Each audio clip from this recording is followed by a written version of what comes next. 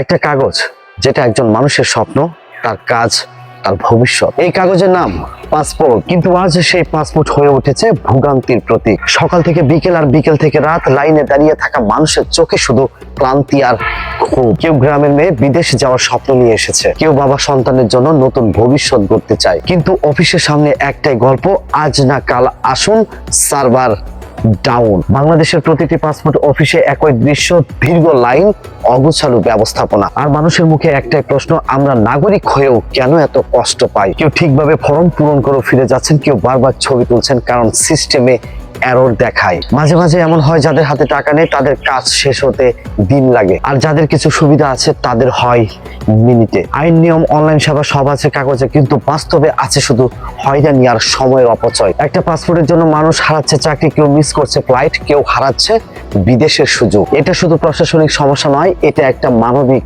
অপরাধ। যখন একজন নাগরিক প্রাপ্য সেবা পায় না তখন পুরো রাষ্ট্রের ভাবমূর্তি প্রশ্নবিদ্ধ হয়। কিন্তু সমাধান আছে যদি আমরা চাই, যদি অনলাইন সার্ভিস সত্যিকারের সহজ করা যায়, যদি নির্দিষ্ট সময় অনুযায়ী অ্যাপয়েন্টমেন্ট সিস্টেম চালু হয়, যদি দুর্নীতি আর প্রভাবের জায়গায় আসে স্বচ্ছতা, তাহলে মানুষ আর লাইন ধরবে না, বরং গর্ব করে বলবে আমার দেশ, আমার সেবা। পাসপোর্ট শুধু একটা কাগজ না, এটা মানুষের স্বপ্ন, সম্মান আর ভবিষ্যতের দরজা। চলুন আমরা সবাই একসাথে বলি, হয়রানি নয়, চাই নাগরিকের মর্যাদা।